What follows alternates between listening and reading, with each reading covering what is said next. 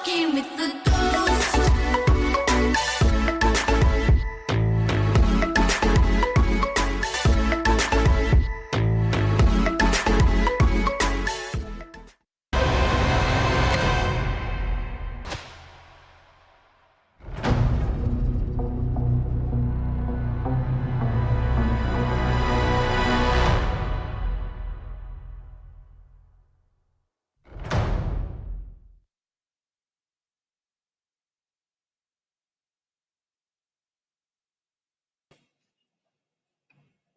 The Mandalorian, Season 1, Episode 3, entitled Chapter 3, The Sin. Now, the Mandalorian delivers the child to the sinister client, who pays him with a large quantity of valuable Beskar steel. Against the bounty hunter's code, he unsuccessfully asks about the plans for the child. At the Mandalorian Enclave, the armorer uses the Beskars to forge replacement armor for the Mandalorian's damaged suit. Obtaining a new bounty from Greef Karga, the Mandalorian returns to his ship, but then turns back to returns to infiltrate the client's premises. Killing several guards in dilapidated Imperial Stormtrooper armor, he rescues the child from a laboratory where it was being examined by Dr. Pershing. On the way back to his ship, the Mandalorian is ambushed by other bounty hunters and Greef Karga, demanding he hand over the child. A firefight breaks out, and the Mandalorian is heavily outnumbered and cornered.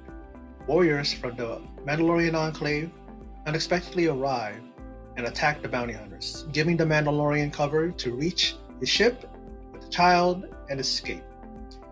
That is a brief summary of the episode. What did I think?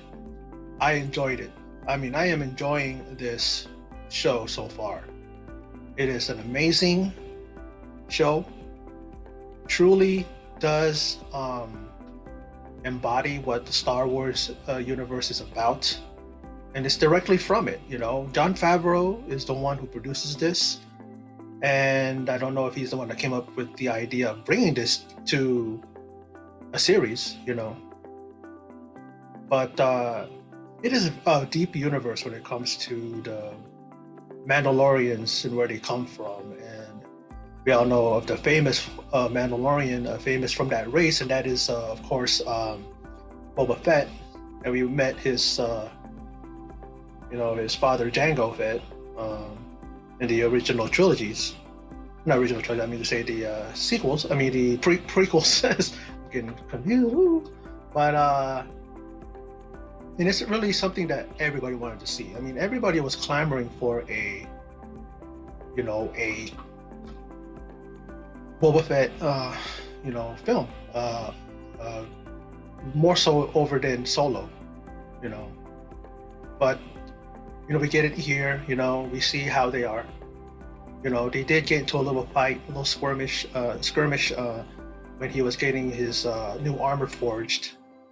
And then they realized that they needed to band together and pretty much be like brothers. And they did that, and it shows. Like at the end, when he was cornered and he looked at the child, the baby Yoda, I was thinking that he was trying to make eye contact with him, and then baby Yoda was going to float in the air and put her hands up and then just totally just destroy everybody. It was I was thinking, was that going to happen? And then you see the Mandalorians and jetpacks coming over over the walls in amazing kick-ass fashion. It was really great.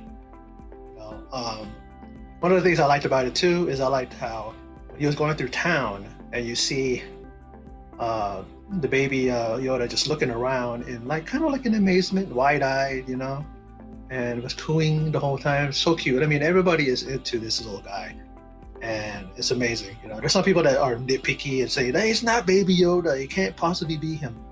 And there's somebody on, I know it's Twitter, but he says, the person wrote, what are we supposed to call it? A race that's known to, he's from a race that's known to Yoda. You know what I mean? The Baby Yoda, because he looks like Yoda, so why not? But he's referred to as a child, or like what Mandalorian was calling him, the kid. Now, what I liked about this as well is that I really, really do admire the Mandalorian and how he's a guy who's rough around the edges. He's all about business. He's all about doing his job and just collecting the bounty and getting his money or getting his Beskar steel. That's what he's been getting paid. The client paid him in that. But he is so kind-hearted, and I guess he just because he sees the innocence in that little guy, the child, and it's like he doesn't want anything bad to happen to him. Because why would he ask what's going to happen to him? I mean, according to the client, he says, "Hey, you're supposed to, do your job and forget about it." Even Grief Karga was saying, "Why don't you, by the time you're into hyperdrive, you're out of here. You're gonna forget about all this." And he was in a time when he was like about ready to, shift that gear or however you want to call that, and he grabs onto that. And I'm thinking maybe it's because that's the same thing that the little guy was kind of, fussing about. He really liked the ball that was on the end of that stick, and maybe that's what kind of reminded him thinking, And I was thinking, I saw him and I go, okay, he's gonna go back, and he did, kind of risking not only his life but also his reputation and also his safety, because it's like, you do that, that's like you're going against the code, and we're going to see what's going to happen in the next episodes, the ramifications of it. I even said that when that happened, it was almost like it was a John Wick thing, where now everybody, all the bounty hunters, all of them were like, it's almost like they sent out a word that, bring him in, get a big, nice, healthy, hefty bounty for it. You know what I mean? So, yeah, I mean, I enjoyed this episode. I really did. And, I kind of read it. I didn't read the story, but I saw a article, just the title of the article, and now feminist groups are complaining about The Mandalorian, about the usage or the portrayal of women. And I'm thinking, what women?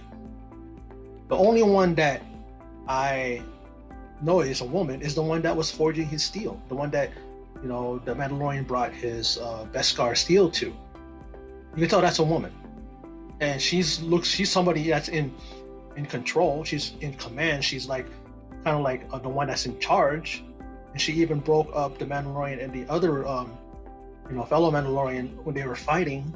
She broke them up. She got in between them and said, "Hey, you guys need to, paraphrasing, but you need to get along. You guys are brothers. It's like, knock it off, cool it off, And then Gina Carano, you see her in previews, and she looks like she's an equal to the Mandalorian. You even see him go like this, so you know that they're buddies, they're friends. They're probably fellow, soldiers in that whole, thing, that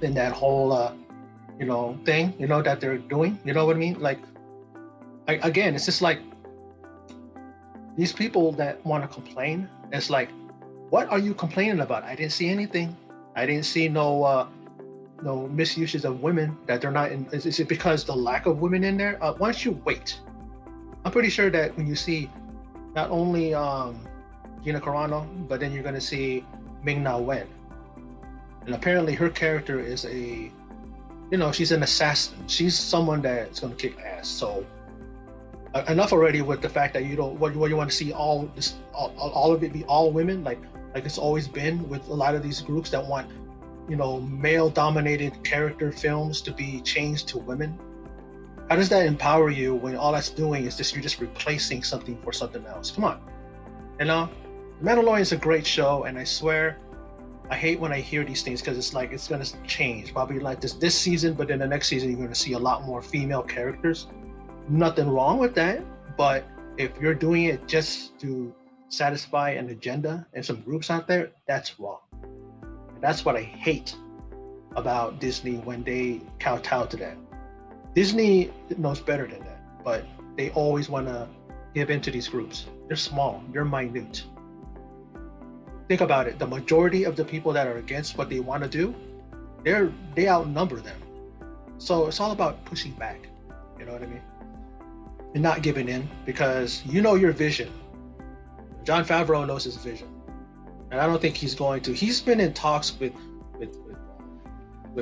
Lucas, and he talks to him.